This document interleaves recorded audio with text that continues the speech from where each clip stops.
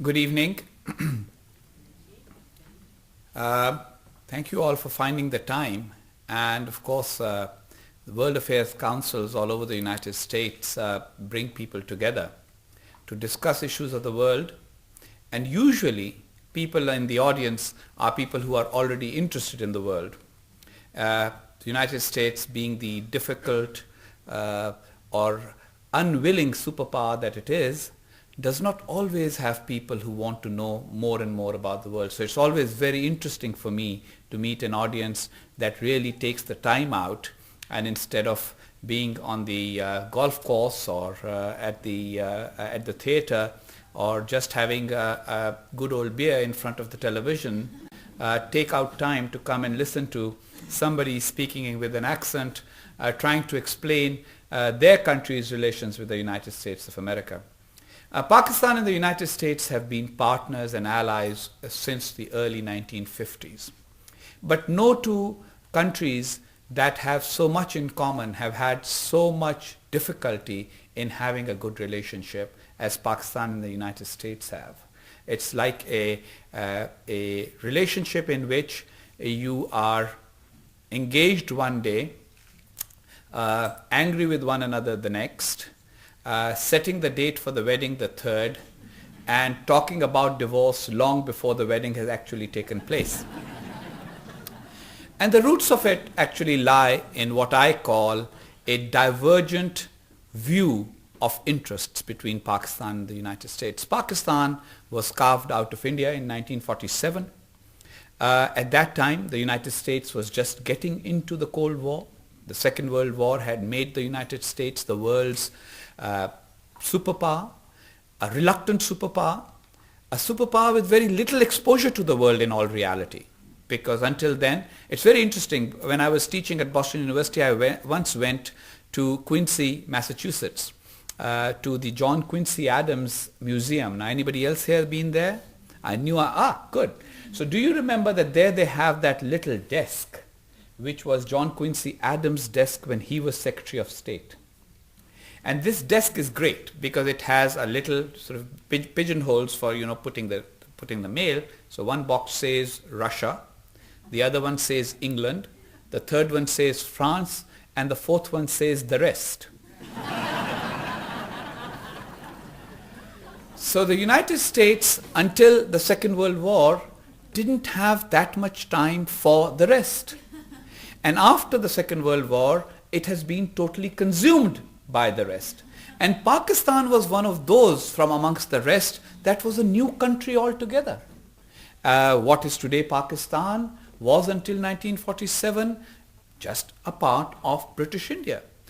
It was a new nation, a new country, and therefore a country facing tremendous insecurity from within and a fear that it will actually be obliterated from the map. The leadership of India and the few people in America who used to comment on things global at that time used to talk about Pakistan as an experiment. And the problem with experiments is that experiments can fail. So if you describe somebody as an experiment or a nation as an experiment, you are most likely making the leaders of that nation feel insecure about their future. And so in this insecurity, Pakistan approached the United States, a country which received much less than it should have been its share of British India's resources based on the share of population that it got, a troubled border with a dispute built in, which I often describe as, taking my marriage analogy one step further, the India-Pakistan relationship. The India-Pakistan relationship is, in my opinion, the worst divorce ever. And the only divorce where both sides eventually acquired nuclear weapons to deal with each other. So think of the couple that you have known to have the bitterest divorce, and think about all the occasions when you try to get them together. Each time they meet, they can't get over, why did you have to leave me, which is the Indian attitude, and why did you have to make it so difficult, which is the Pakistani attitude. And like all divorces that are complex, there are, of course, issues of property and custody. Kashmir being the great custody battle that is still going on without resolution. So the India-Pakistan situation added to Pakistan's insecurity. And the United States was looking for partners in the Cold War. And such was the innocence, I would say, which is the best word I can find in the English language, such was the innocence of US leaders at that time, that there's a very interesting dialogue between Walter Lippmann and Secretary of State John Foster Dulles that took place in 1953, soon after Dulles became Secretary of State. And the discussion goes something like this, because I'm not reading it, so I'm just paraphrasing the discussion rather than quoting it exactly. Secretary Dulles says to Lippmann, look here, Walter, we need some ally in the south of Asia to fight the communists. The Indians refused to become our allies. They want to be neutral. Of course, they didn't want to be neutral. They wanted to be non-aligned, which is a different concept, but they want to be neutral. The only people who know how to fight in that area are the Gurkhas. And that is why I have made Pakistan America's allies. So Mr. Lippmann turns around and says, Foster, the Gurkhas are not Pakistanis. So Mr. Dulles turns around, unfazed, and says, well, at least they are Muslims. And Mr. Lippmann turns around and says, no, they're not Muslims either, they're Hindus. And Dulles says, who the heck cares about the details? The important thing is we need an ally if we've got one. Now on the Pakistani side, there was another set of innocent presumptions. The innocent presumption in Pakistan's side was that Pakistan needs to feel secure. The only way we will secure is if we have a major power behind us. Pakistan does not have much in common with the Soviet Union. The Soviet Union is communist. Pakistan was a fledgling democracy and a Muslim state that wanted to retain its religious identity. And the threat to Pakistan came from India. But because of Pakistan's geographic location, which sits astride the Middle East, South Asia and Central Asia, it was a very important country for anybody who wanted to engage in a military struggle with the Soviet Union. From Pakistan, a reconnaissance plane could actually fly over the Soviet Union very easily, right across Afghanistan, and then the Central Asian states came in.